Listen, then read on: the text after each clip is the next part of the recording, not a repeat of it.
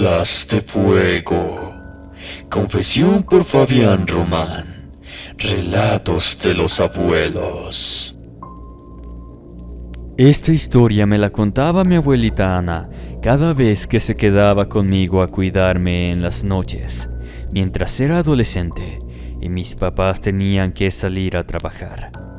Recuerdo que me encantaban estas cosas, así que yo era muy feliz cuando ella me contaba sus anécdotas.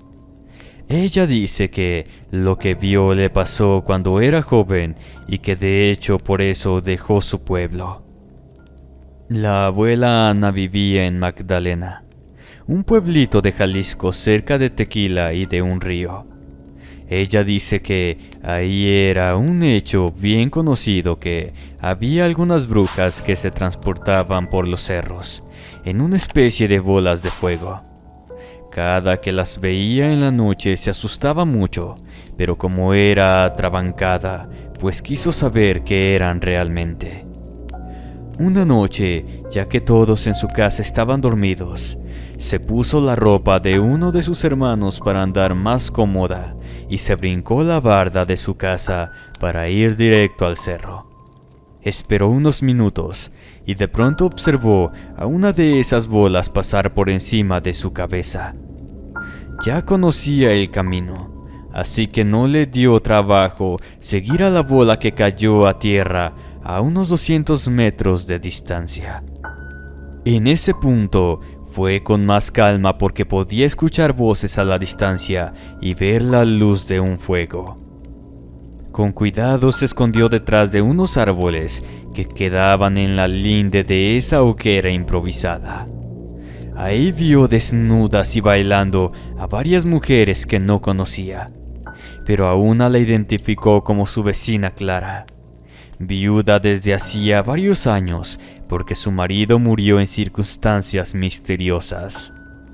El pelo rizado le volaba alborotado mientras bailaba, saltando alrededor del fuego. Cantaban algo que mi abuelita no entendió, pero lo repetían una y otra vez como una oración.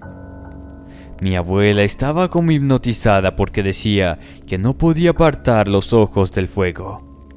En algún momento de la noche, cuando la luna llena ya estaba alta en el cielo, pararon y trajeron a un hombre amarrado.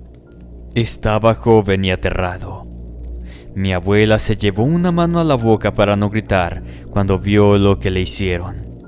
Lo sentaron en un tronco al centro del lugar. Sacrificaron a un chivo enorme de color negro frente a él. La cabeza y la piel descarnada del animal la pusieron sobre el pobre muchacho que gritaba por ayuda. Pero pues mi abuela no podía hacer nada. Eran al menos 6 contra 1. De pronto el chico guardó silencio por un instante y después comenzó a retorcerse con furia. De él salían gritos guturales espantosos. Ahí mi abuela no pudo más y gritó que lo dejaran en paz. Enseguida las mujeres que se veían normales hasta ese momento se transformaron sus rostros en caras de demonios y Ana, la abuela, salió corriendo por su vida. Escuchaba claramente a las bolas de fuego seguirla a corta distancia, quemando las plantas a su paso. Como pudo llegó al pueblo sudando y corriendo a todo lo que daba, pero las bolas no la dejaban, así que se fue directo a tocar a la iglesia como loca. El sacerdote salió enseguida enojado de que lo hubieran despertado, pero al ver el fuego que volaba, la metió a la iglesia y sin meditar mucho agarró una cubeta que tenía para poner los trapeadores.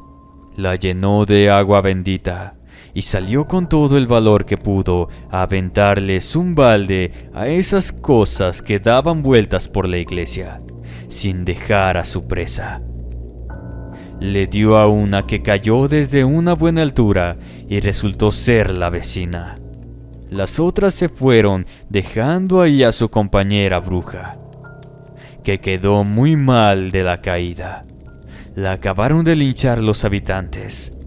Al chico lo encontraron llorando amarrado todavía, y mi abuela se juró a sí misma salir de Al chico lo encontraron llorando amarrado todavía, y mi abuela se juró a sí misma salir de ahí en cuanto pudiera, cosa que finalmente hizo.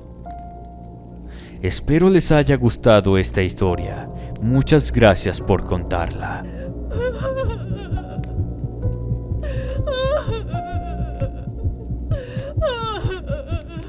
Quería un hijo. Confesión por Amadeo Rosales. Relato de abuelos. Cuenta mi abuelito Gregorio que cuando mi abuela estaba embarazada de mi papá, había un ser que la perseguía día y noche, principalmente al final de su embarazo, y tuvieron que acudir a la ayuda de un padre para evitar que las cosas pasaran a mayores. Ellos vivían en una ranchería cerca de Huautla de Jiménez, Oaxaca. Acababan de llegar de otro pueblo de Guerrero porque la familia de mi mamá vivía cerca de ahí. Ya tenían 4 hijos y mi abuela estaba bastante embarazada del quinto. Así que decidieron que el lugarcito boscoso y tranquilo era buen punto para criarlos. Desde el primer día que llegaron, comenzaron a suceder cosas extrañas. Al principio no les daba mucha atención porque eran cosas chiquitas, como velas que se apagaban sin viento, sillas que de pronto se movían. Y vamos, había 4 niños en la casa, así que no era tan paranormal pensar que uno había hecho eso. Conforme se acercaba la fecha de parto de mi abuela, la actividad se intensificó al grado de que una noche don Gregorio se despertó porque sintió que algo los estaba viendo y descubrió sobre el rostro de su esposa una aparición fantasmal que parecía una mujer muy triste. Estiraba los brazos malicientos y flacos a la cara de mi abuela. El hombre se levantó de un salto que dispersó a la aparición. Los días subsecuentes escuchaban la voz de una mujer repetir el nombre de mi abuela sin parar, incluso de día, y como ella ya estaba en el último mes, estresarse no le iba a ayudar. Mi abuelo fue con el cura del pueblo cercano para que hicieran algo. El padrecito accedió. Lo acompañó ese mismo día de regreso a su casa, aunque ya estaba cayendo la noche.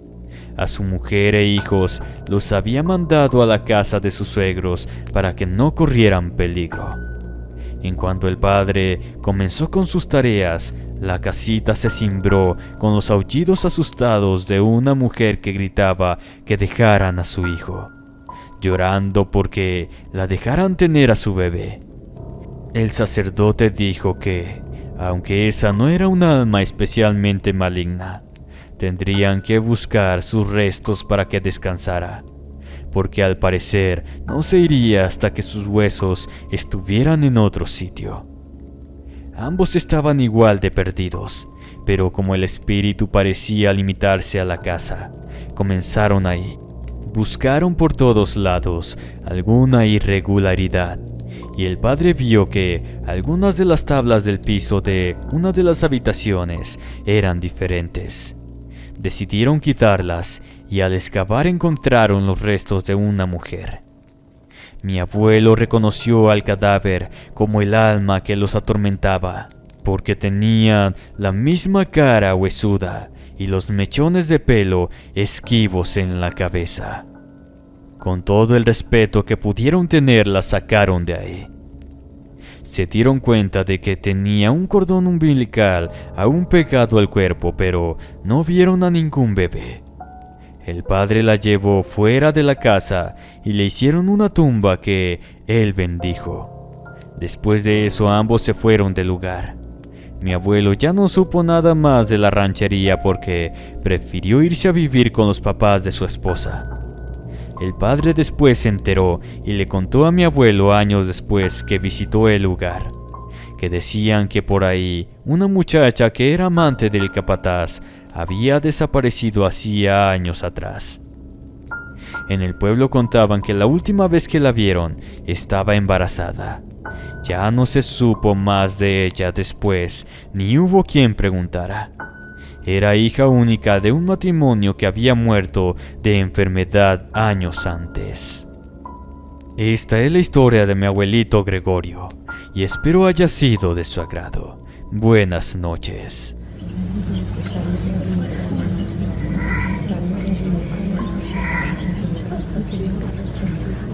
Regresó por mi nieto. Confesión de Fabiola Loreto.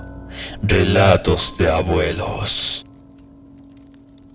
Las desgracias pueden pasar en cualquier momento, pero siempre podemos contar con la familia para apoyarnos.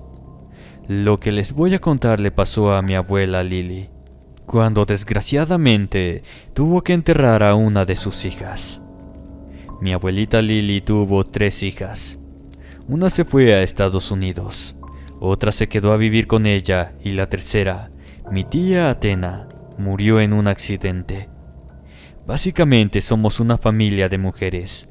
Mi abuelo Ramón murió joven. Mi mamá fue madre soltera y mi tía Atena dejó a 2 niñas también. Creo que la única que tuvo una vida familiar nuclear fue Rosa, la que se fue a los Estados Unidos. En una ocasión, Atena y su esposo tenían que salir de la ciudad por negocios. Se dedicaban a vender cosas y les salió una venta en Mexicali. Nosotros vivimos en Tijuana. Se les hizo fácil hacer camino por la Rumorosa, que es bien sabido que es una carretera peligrosa, pero como iban de día y mi tío se las daba de buen conductor, se confiaron. El problema fue que, pese a que mi tío manejaba muy bien, no podían prevenir que un tráiler se descarrilara y al caer por la carretera, se los llevara de corbata con la caja pesadísima de carga. Ambos murieron por la caída junto con el trailero. Los cuerpos de las 3 personas quedaron prensados por los hierros de los vehículos. De alguna manera afortunada, mis tíos murieron en el instante. Uno con el corazón perforado y ella de un impacto en la cabeza. El chofer lamentablemente estuvo agonizando un par de horas, ya que se fue desangrando lentamente. Recuperaron sus cuerpos, pero estaban en tan malas condiciones que tuvieron que tener un funeral en cajón cerrado. Mi abuela Lili y mi mamá Elena se tuvieron que hacer cargo de mis primas, y aunque mi tía Rosa mandaba $, cada que podía, pues siempre estuvimos algo apretadas en la casa. En una ocasión, mi abuela estaba desesperada porque no teníamos ni para comer. Mi mamá trabajaba como loca en una maquila, pero su sueldo nomás no ajustaba para todas. Con mucha angustia, salió a la calle a ver si encontraba algún trabajillo para sacar el día. Me acuerdo que yo tenía que ir a la escuela. Soy la mayor de las niñas, y mis primas Ana de 5 años y Camila de 4 tuvieron que quedarse solas. Lili se fue con el Jesús en la boca, rezando porque sus chiquillas no tuvieran ningún accidente, y regresó tan rápido como pudo. Al entrar a la casa se sorprendió de que había un aroma como a flores en el ambiente. Le gritó a mis primas, pero no le respondían, hasta que llegó al cuarto donde descansaban y las vio dormidas y arropadas. También se encontró con que alguien había hecho una sopa en la cocina y se estaba enfriando. Realmente asustada, despertó a la mayor y le preguntó quién había estado ahí. Anita le dijo que su mamá las había cuidado. Estaba muy somnolienta, así que no supo si creerle. Nerviosa, fue a preguntarle a las vecinas si no habían visto entrar a alguien a la casa. Una de ellas le contestó que no había visto entrar a nadie, pero que en la tarde vio que una muchacha jugaba con las niñas. Mi abuela le enseñó la foto de su hija a la señora y ella le dijo que sí, que esa mujer se parecía mucho a la persona que había visto. Sin más que poder hacer o que creer, Lily agradeció a la vecina y se fue a la casa. Ese día cenamos una crema de calabaza todas y mi abuela decidió guardar silencio sobre el tema hasta que hace poco, como ya está muy mayor, se le salió contarme eso y decirme que de vez en cuando su hija Athena viene a visitarla en la noche. Eso me da un poco de escalofríos, pero supongo que está bien que mi tía siga queriendo a su familia, incluso desde la tumba.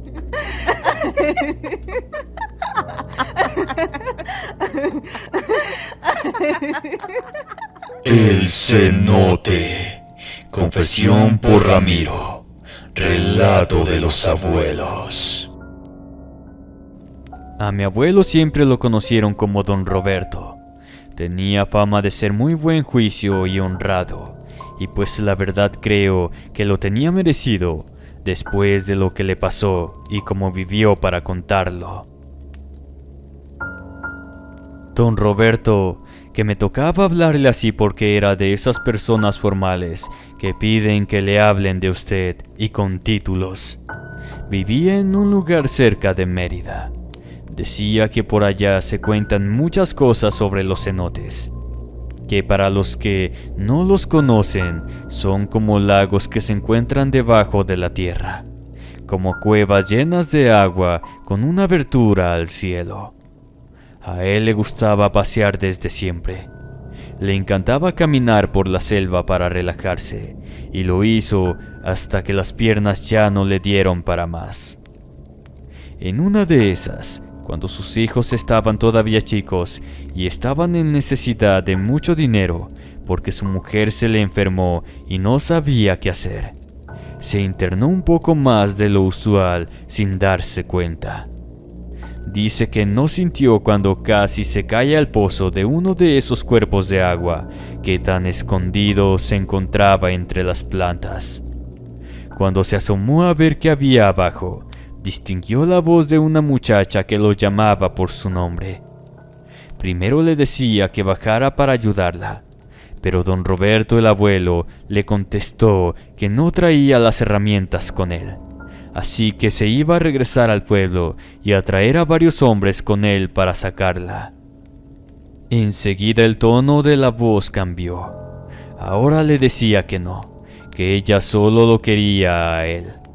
Lo hacía con un tono seductor y aterciopelado.